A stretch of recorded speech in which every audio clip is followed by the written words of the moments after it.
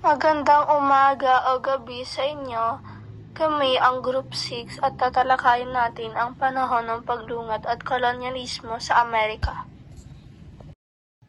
Mga dahilan ng pagsakop ng mga bansa at paglungad sa Amerika at sino-sino ang mga nakatuklas at mga natuklasan nila rito. Hangad ng mga Europeo na makatuklas ng bagong rutang kalakalan patungo sa pinagmulan ng mga rekadong nakilala nila noong panahon ng krusada. Ano nga ba ang ibig sabihin ng krusada? Ang krusada ay ekspedisyong militar na isinagawa ng mga European upang mabawi ang banal na lupain ng Jerusalem mula sa mga Muslim. Nang mga panahong ito, kontrolado lamang ng mga Italyano at Muslim ang kalakalan ng mga rekadong ito o pampalasa sa pagkain tulad ng nutmeg, cinnamon, paminta, luya, anis at iba pa na gamit upang mapatagal ang buhay ng pagkain. Sakaling matuklasan ang daan patungo sa pinagkukunan ng mga ito, hindi na nila kaulangang bumili pa sa mga Muslim at Italyano sa mataas na halaga. Ang astrolabe naman ay isang instrumentong gamit sa pagkalkula sa latitude na kinaroonan ng bahagi mula sa Ecuador. Gamit rin ng mga Europeo ang astrolabe patungo sa bahagi ng Amerika. Hangad din ng mga Europeo nang maipalaganap ang Kristyanismo. Naniniwala sila sa banal na tungkulin nilang gawing Kristiyano ang mga tao sa buong mundo, bukod sa kagustuhan nilang mapigilan ang pagpapalaganap ng Islam sa Europea, Africa at Asia.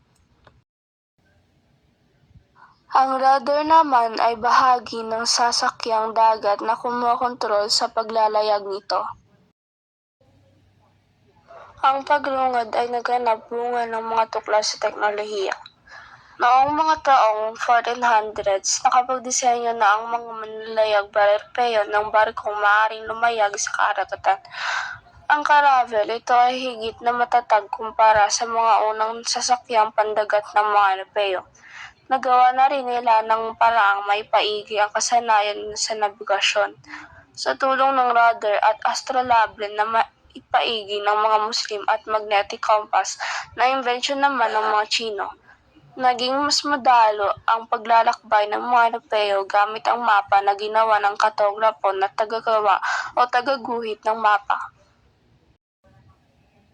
Noong 1394 hanggang 1460, si Henry o Prince Henry the Navigator ay anak ni Haring John I at Reyna Pirepa ng Portugal. Siya ay lumaki bilang isang matipunong kabalyero na mahilig makiisa sa mga kampanyang militar. Dumako naman tayo sa tunggalian ng Spanya at Portugal. Ang Portugal ang nanguna sa mga bansang Europeo sa paglulungad.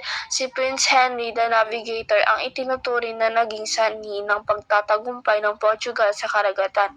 Nagtatag siya ng obserbatoryo at paaralan ng nabigasyon kung saan nagsama-sama ang mga kartograpo, inventor ng instrumento, tagapagawa ng barko, siyentista at kapitan ng barko upang magsanay sa paglalayag.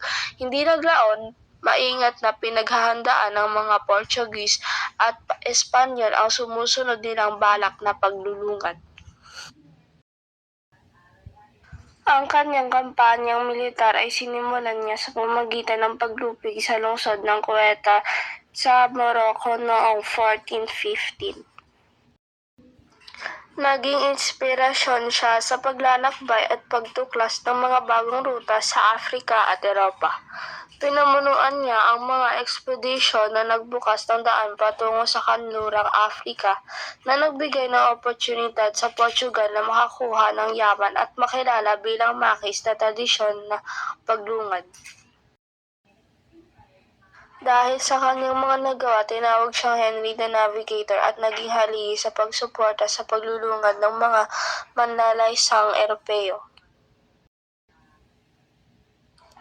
Ang paglalayag ni Bartolome Diaz noong 1488 ay isang ekspedisyon ng mga Portuguese na naglalayong hanapin ang daan patungo sa Asya sa pamamagitan ng pagliko sa dulo ng Afrika. Si Diaz ay naglakbay mula sa baybayin ng Afrika hanggang sa marating ang dulo nito. Ngunit nasalubong siya ng malakas na bagyo na nagpadpad sa kanyang barko sa kabilang dulo ng Afrika. Dinala niya ang pangalang Cape of Storms sa timog silangang baybayin ng Afrika. Dinasalan niyang ipagpatuloy ang paglalayag patungong India, ngunit dahil sa kakulangan ng supply, napilitan silang bumalik sa Portugal.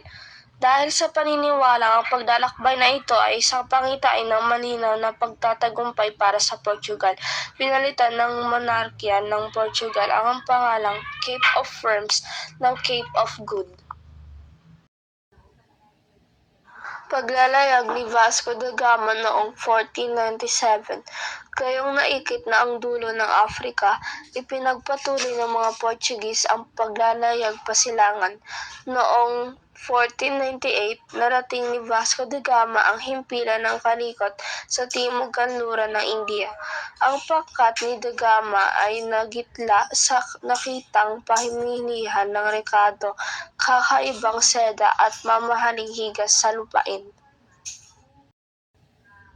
Ang paglalayag na ito ni da Gama ay nabigay sa Portugal na direktang ruta patungong India. Si da Gama ay nagkaroon pa ng dalawang magkahiwalay na ekspedisyon patungong India sa mga taong 1502 at 1524. Paglalayag ni Pedro Alvarez Cabral noong 1500s. 3 taon matapos ang unang ekspedisyon ni Vasco da Gama, itinalaga ng hari ng Portugal si Pedro Alvarez Cabral upang pangunahan ang paglalayag ng 13 barko patungong India. Layunin ng ekspedisyon na ito na bumuo ng kasunduan upang makipagkalakalan ang Portugal sa India. Habang naglalayag sa ruta patungong India, dumaog si Cabral sa isang lupay na tinatawag niya Islang of the True Cross. Sa kasalukuyan, ang lupaing ito ay bahagi ng Brazil. Ang paglalayag ni Amerigo Vespucci noong 1501. Ito ay nagsasalaysay na si Vespucci, isang Italyano, ay naglakbay patungo sa India para sa hari ng Portugal, ngunit nakarating sa kasalukuyang Rio de Janeiro. Nakita niya ang mga constellation sa langit sa iba na inaasahang matatagpuan sa India. Kaya napagtanto niya na nasa ibang kontinente siya.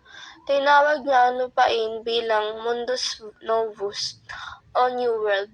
Noong 1507, pinangalanan ang New World ng Amerika bilang pagkilala kay Vespucci ng kartografong si Martin Waldes Seymour. Bago ito, si Vespucci naglayag na sa ilalim ng Spain noong Mayo 1499 at narating ang hilagang silangang baybay ng South America. Ano nga ba ang kolonisasyon? Ito ay isang proseso ng pananakop at pagtatag ng kontrol sa isang lupain upang mapakinabangan ng mananakop ang yaman nito. Tumahon naman tayo sa eksplorasyon ng mga Espanyol na magdaragat. Sa panahong nagtatag na ng himpilang kalakalan ang Portugal, matindi namang nagmamasid ang Spain at di naglaon ay hiningad din ng magkaroon ng direktang ruta patungo sa Asya. Ang paglalayag ni Christopher Columbus noong 1492. Nakumbinse ng Italyano si Christopher Columbus na gastusin ng Spain ang kanyang paglalayag. Si Columbus ay nagsagawa ng 4 na paglalayag mula Spain patawid ng Atlantic Ocean. Ang paglalayag na ito ay naganap noong 1492, 1493, 1498 at 1502. Porsigido si Columbus na makatuklas ng direktong ruta pakahulugan patungong Asya na hindi naman siya napaggumpayan.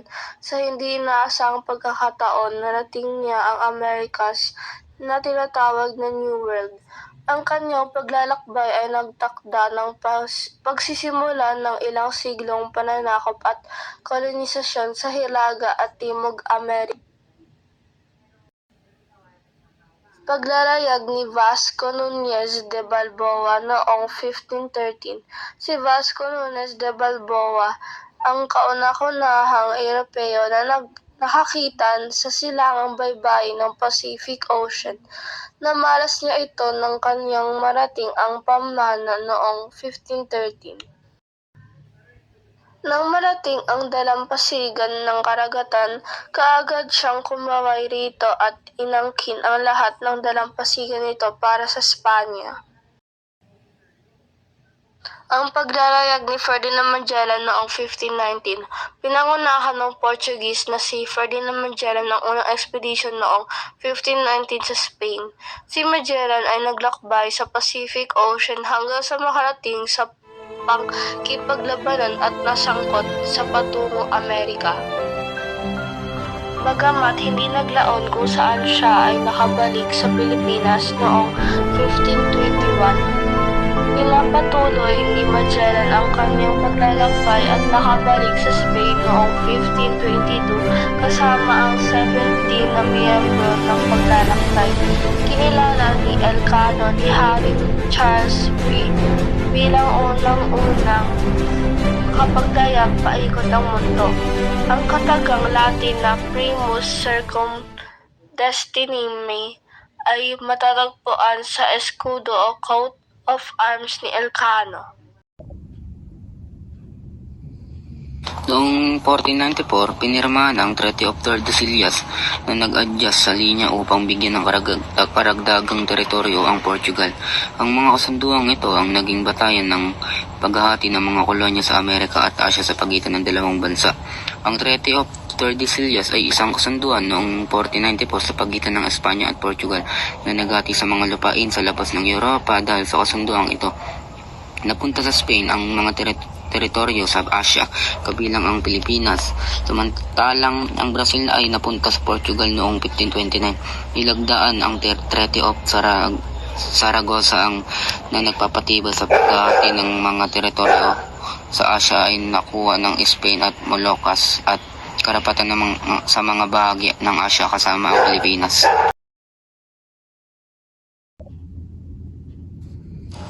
Si Alfonso de Albuquerque naman ay tungkol sa pagtatag ng kalakalang imperyo ng Portugal sa Indian Ocean.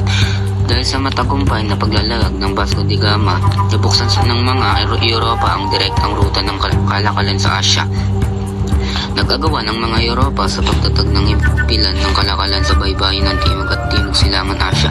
Sa maraming pagkakataon, sila ay napasubo sa matinding pakikipaglaban sa mga katutubo ng mga lupaing kanilang narating. Ilang taon matapos ang paglalakbay ni da Gama, dagli ang nagtatag ng Portugal ng kalakalang imperyo sa Indian Ocean. Pinagpursigihan nila maaga mula sa mga negosyanteng Muslim ang pagkontrol sa kalakalan ng Recado.